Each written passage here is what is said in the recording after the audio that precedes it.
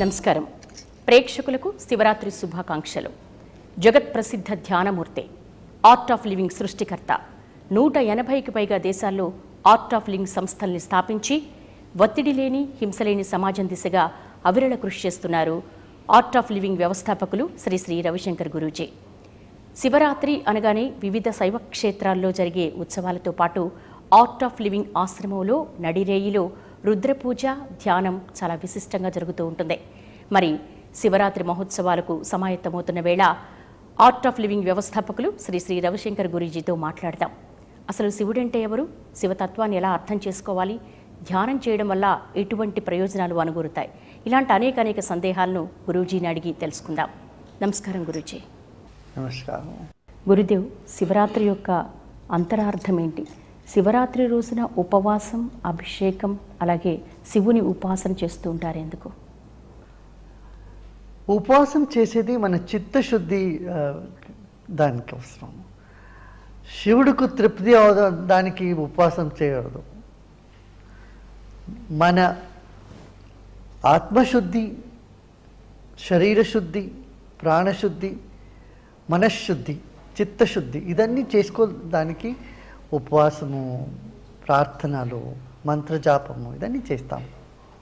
శివుడంటే ఎవరు? ఆయన ఒక యోగ, లేకపోతే లింగమా, లయకారకుడా?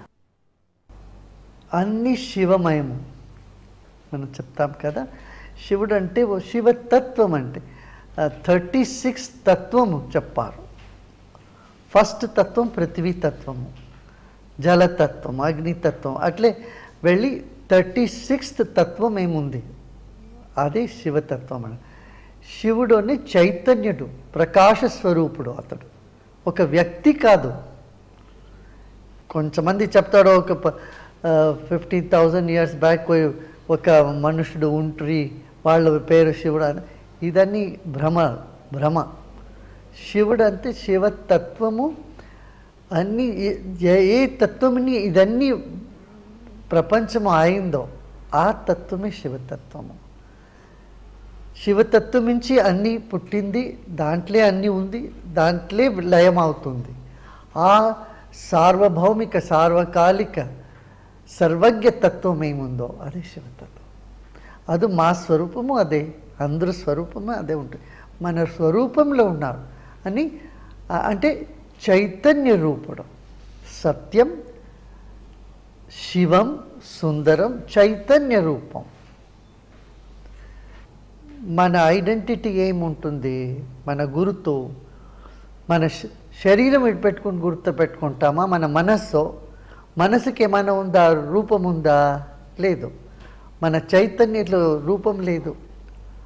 దానికే శివుడు నీలాకాశం, మన మంత్రంలో ఉంది కదా, గగన సదృశం.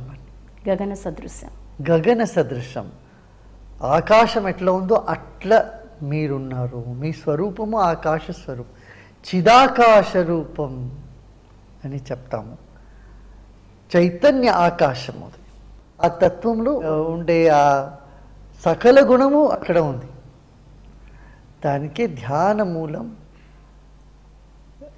ధ్యానమే ఒక మార్గము, భక్తి ఒక మార్గము, సేవ ఒక మార్గము, మళ్ళీ జ్ఞానము, ఇదన్నీ కలుస్తుంది.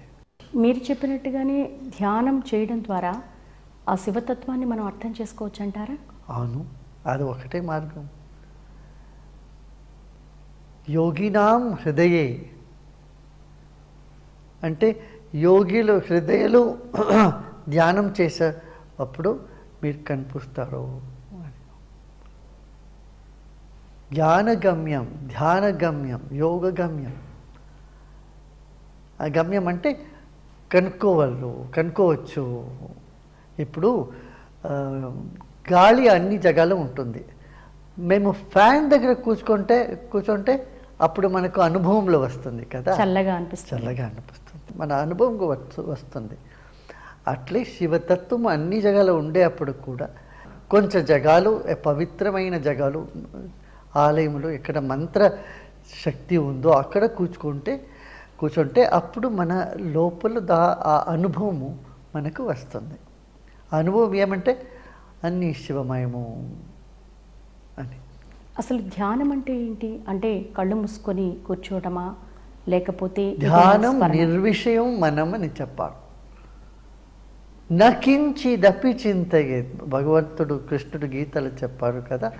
మీరు కూర్చొని అన్ని సంకల్పం వదిలేసి కూర్చోప్పుడు ఏమీ చేయొద్దు, ఊరికే ఉండాలి. ఊరికే ఉండేప్పుడు మన లోపల ప్రకాశం మనకు కనిపిస్తుంది. ఇప్పుడు చూడండి, 1000 సంవత్సరం ముందు ఆ జ్యోతిర్లింగం ఉంది కదా మన సౌరాష్ట్రలో, అందరికీ తెలుసు. సోమనాథ్ మందిర్ వాళ్ళు గజనీ వచ్చి ఏదైనా పాడేశారు. అప్పుడు ఆ లింగ పీసెస్ ఏమో ఉంది, దాన్ని తీసుకొని వచ్చారు కొంచెం అగ్నిహోత్రి పరివారం బ్రాహ్మణులు. వాళ్ళు దక్షిణ భారతం ఇక్కడ తంజావూరు డిస్ట్రిక్ట్లో వచ్చి అక్కడ దాన్ని పెట్టుకుంటారు. 1924లో వాళ్ళు వెళ్ళి శంకరాచార్య పరమాచార్య సీనియర్ శంకరాచార్య స్వామీజీ ఉంటారు కదా, వాళ్ళ దగ్గర వెళ్ళి అడిగారు, ఇది సోమనాథ లింగం మన దగ్గర ఉంది, మన పరంపరాయించి వచ్చింది, మేమేం చేయాలి అని అడిగారన్నమాట. అప్పుడు వాళ్ళు చెప్తే 100 సంవత్సరంలో మీరు బయట తీసుకొని రావద్దు, మీరే పెట్టుకోండి, ఎవరికూ చెప్పకూడదు అని చెప్పారంట అన్నమాట. ఇప్పుడు 2024లో 100 సంవత్సరం అయింది. అప్పుడు వాళ్ళకు చెప్పారంటమాట. ఇక్కడ బెంగళూరులో ఒక పెద్ద యోగి గారు ఉన్నారు, శంకరుడు పేరు ఉంటుంది వాళ్ళకి, వాళ్ళ దగ్గర మీరు వెళ్ళి ఇది ఇవ్వండి అని చెప్పారంటమాట. రవిశంకర్ గురూజీ ఇక్కడ ఉన్నాడు, మహాత్ముడు ఇక్కడ ఉన్నాడు అంటే వాళ్ళ దగ్గర మీరు తీసుకొని పోయి ఇవ్వండి, వాళ్ళు ఏం చేస్తారు వాడు అని చెప్పారంటమాట. వీళ్ళు ఇప్పుడు జనవరిలో వీళ్ళు తీసుకొని వచ్చారు మనతో. ఇది అద్భుతం ఏమంటే దీంట్లో ఆకర్షక శక్తి ఉంది. జైసే ఎట్లా మ్యాగ్నెట్ ఉంటుంది కదా, అట్లా మ్యాగ్నెటిక్ పవర్ ఉంది. ఇది చాలా జియోలజిస్ట్కు చూపించాము. వాళ్ళు ఏం చెప్తారంటే we have never seen something like this in the earth. This is not from our planet at all అని చెప్పాలి. ఎందుకంటే దీంట్లో మ్యాగ్నెటిక్ ఫోర్స్ సెంటర్లో ఉంది. Usually magnetic force north pole south pole ఉంటుంది, ఇక్కడ అట్లా లేదు. దీంట్లో మ్యాగ్నెటిక్ ఫోర్స్ సెంటర్లో ఉంది. ఇక్కడ చూడండి, సెంటర్లోంచి మూవ్ అవుతుంది.